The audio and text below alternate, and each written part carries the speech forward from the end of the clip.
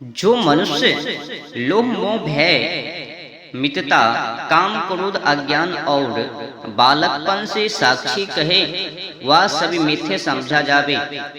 इनसे भिन्न स्थान में साक्षी झूठ बोले उसको वक्षमान अनेक विधि दंड किया करे। जो लोभ से झूठी साक्षी देवे उसे 15 रुपये 10 आने दंड लेवे और मोह से झूठी साक्षी देवे उसे 3 रुपये 2 आने दंड लेवे। जो भय से मिथ्य साक्षी देवे उसे 6.25 रुपये दंड लेवे। जो मित्रता से झूठी साक्षी देवे उसे 12.5 रुपये दंड लेवे। जो कामना से मिथ्य साक्षी देवे उसे 25 रुपये दंड लेवे और जो क्रोध से मिथ्य साक्षी दे तो उसे 46 रुपये 14 आने दंड लेवे। अज्ञान से मिथ्य साक्षी देवे तो उसे 6.25 रुपये दंड लेवे और बालकपन से मिथ्य साक्षी देवे तो 1 रुपये 9 आने दंड लेवे। दंड के उपस्थे इंद्रियां उदर जिह्वा हाथ पंग आँख नाक कान धन और देह ये 10 स्थान हैं कि जिन पर दंड दिया जाता है। परंतु जो जो दंड लिखा है और लिखेंगे जैसे लोभ से साक्षी देने में 15 रुपये 10 आने दंड लिखा है, परंतु जो वह अत्यंत निर्धन हो तो उससे कम और जो धनिजय हो तो उससे दूना 3 गुना और 4 गुना तक भी लेवे। अर्थात जैसा देश जैसा काल जैसा पुरुष हो उसका जैसा अपराध हो वैसा ही दंड करे।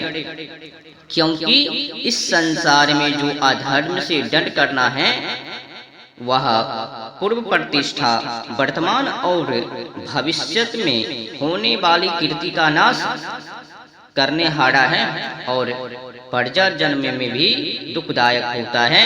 इसलिए अधर्म युक्त दंड किसी पर ना करे। जो राजा दंडनीयों को दंड न देकर और अदंडनीयों को दंड देता है अर्थात दंड देने योग को छोड़ देता है वह जीता हुआ बड़ी निंदा को और मरे पीछे बड़े दुख को प्राप्त होता है। इसलिए जो अपराध करे उसको सदा दंड देवे और जो अनअपराधी हो अनपराधी को दंड कभी ना देवे। प्रथम वाणी का दंड अर्थात उसकी निंदा, दूसरा अधिक अर्थात तुझको धिक्कार है कि तूने ऐसा बुरा काम क्यों किया, तीसरा धन दंड अर्थात उससे धन लेना और बध दंड अर्थात उसको कोड़ा व बेत से मारना व सिर काट लेना। चोर जिस प्रकार जिस अंगों से मनुष्य में विरुद्ध चेष्टा करता है उस अंग को सबकी शिक्षा के लिए राजा हरण अर्थात छेदन कर दे। चाहे पिता आचार्य मित्र माता स्त्री पुत्र और पुरोहित ही क्यों ना हो, जो स्वधर्म में स्थित नहीं रहता है वह राजा का अदंड्य नहीं होता। अर्थात जब वह न्यायासन पर बैठा न्याय करे तब किसी का पक्षपात ना करे किंतु यथा योग्य दंड देवे। जिस अपराध में साधारण मनुष्य पर 1 पैसा दंड हो उसी अपराध में राजा पर सहस्त्र पैसा दंड देवे होवे। अर्थात साधारण मनुष्य से राजा पर सहस्त्र गुना दंड होना चाहिए। दीवान अर्थात राजा के मंत्री को 800 गुना, उससे न्यून को 700 गुना और उससे न्यून को 600 गुना, वैसे ही उतरते उतरते एक चौपरासी अर्थात भृत्य जो कि छोटे से छोटा राजपुरुष हो, उसको 8 गुने से कम दंड न होनी चाहिए, क्योंकि यदि प्रजा पुरुष से राजपुरुषों को अधिक दंड न होवे तो राजपुरुष प्रजा पुरुषों का नाश कर देवे। जैसे सिंह अधिक और बकरी थोड़े से ही दंड से बस में आ जाती है। इसलिए राजा से लेकर छोटे से छोटे भृत्य तक राजपुरुषों को अपराध में प्रजा से अधिक दंड होनी चाहिए। वैसे ही जो कुछ विवेक खोकर चोरी करे, उस मनुष्य को चोरी से 8 गुना, वैश्य को 16 गुना, क्षत्रिय को 32 गुना, ब्राह्मण को 64 गुना व 100 गुना अथवा 128 गुना दंड होनी चाहिए। अर्थात जिसका जितना ज्ञान प्रतिष्ठा अधिक हो, उसको अपराध में उतना ही अधिक दंड होना चाहिए। राज्य के अधिकारी धर्मम और ईश्वर की इच्छा करने वाला राजा बलात्कार काम करने वाले डाकुओं को दंड देने में एक क्षण भी देर न करे। दुष्ट वचन बोलने वाले, चोरी करने बिना अपराध से दंड देने वाले से भी साहस बलात्कार काम करने वाला अतीव पापी दुष्ट है। जो राजा साहस में वर्तमान पुरुष को दंड न देकर सहन करता है, वह राजा शीघ्र ही नाश होकर प्राप्त हो जाता है और राज्य में दोष उठता है। ना मित्रता ना पुष्पकल धन की प्राप्ति से भी राजा सब प्राणियों को दुख देने वाले साहसिक मनुष्य को बंधन छेदन किए बिना कभी छोड़े, चाहे गुरु हो, चाहे पुत्र आदि बालक हो, चाहे पिता आदि वृद्ध, चाहे ब्राह्मण और चाहे बहुत शास्त्रों का श्रोता क्यों ना हो। जो धर्म को छोड़ अधर्म में वर्तमान दूसरा को बिना अपराध मारने वाले हैं, उनको बिना विचारे मार डालना, अर्थात मार के पश्चात विचार करना चाहिए। दुष्ट पुरुषों के मारने में हंता को पाप नहीं होता, चाहे प्रसिद्ध मारे चाहे अप्रसिद्ध, क्योंकि क्रोधी को क्रोध से मारना जानो क्रोध से क्रोध की लड़ाई है। जिस राजा के राज्य में ना चोर, ना पर स्त्री गमन गामी, ना दुष्ट वचन का बोलने हड़ा, ना साहसिक डाकू और ना दंडगन अर्थात राजा की आज्ञा का भंग करने वाला नहीं है, वह राजा अतीव श्रेष्ठ है। जो स्त्री अपनी जाति गुण के घमंड से पति को छोड़ व्यभिचार करे, उसको बहुत स्त्री और पुरुष के सामने जीते हुए कुत्ते से राजा कटवा कर मरवा डाले। उसी प्रकार अपनी स्त्री को छोड़ के पर स्त्री व वेश्या गमन करे, उस पापी को लोहे के पार्यंग पलंग को अग्नि से तपा लाल सुख कर उस पर सुला के जीते को बहुत पुरुषों के सम्मुख भस्म कर देवे।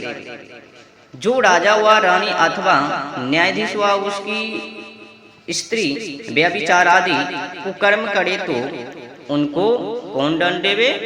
सभा, अर्थात उनको प्रजा पुरुषों से भी अधिक दंड होनी चाहिए।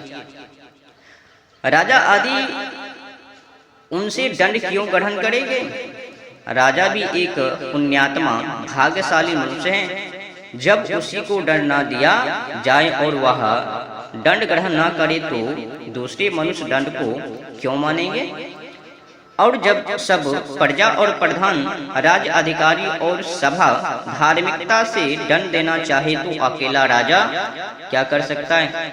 जो ऐसी व्यवस्था न हो तो प्रजा प्रधान और सब समर्थ पुरुष अन्याय में डूबकर न्याय धर्म को डुबा के सब प्रजा का नाश कर आप भी नष्ट हो जाए।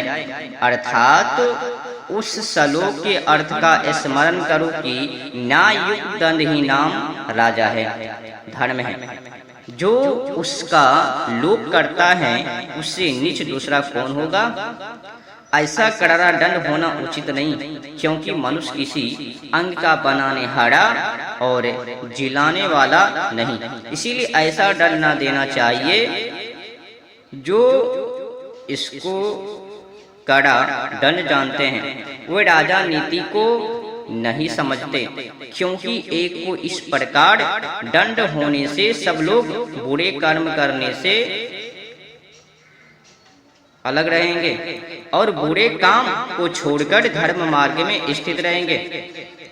इससे सच पूछो तो यही है कि एक राई भर भी यह दंड सबके भाग में ना आवेगा, और जो सुगम दंड दिया जाए तो दुष्ट काम बहुत बढ़कर होने लगेंगे।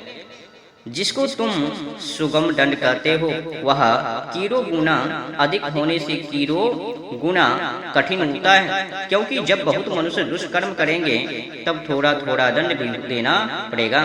अर्थात जैसे एक को मन भर दंड हुआ और दूसरे को पाँव भर, तो पाँव भर अधिक एक मन दंड होता है, तो प्रत्येक मनुष्य के भाग में अधपाँव 20 से दंड होता है। सुगम दंड को दुष्ट लोग क्या समझते हैं? जैसे एक को एक मन और 1000 सहस्त्र मनुष्य को पाँव दंड हुआ तो 6.25 मन मनुष्य जाति पर दंड होने से अधिक, और यही कारा तथा वह मन दंड न्यून और सुगम होता है। लंबे मार्ग में समुद्र की खाड़ियां व नदी तथा बड़ी नदों में जितना लंबा देश हो उतना कर स्थापन करे, और महासमुद्र में निश्चित कर स्थापन नहीं हो सकता, किंतु जैसा अनुकूल देखे कि जिससे राजा और बड़े बड़े नौकाओं के समुद्र में चलने वाले दोनों लाभ युक्त हो वैसी व्यवस्था करे। परंतु यह ध्यान में रखना चाहिए कि जो कहते हैं कि प्रथम जहाज नहीं चलते थे वो झूठे हैं, और देशांतर द्वीपांतरों में नौका से जाने वाले अपने प्रजास्थ पुरुष की सर्वत्र रक्षा कर उसको किसी प्रकार का दुख ना होने देवे।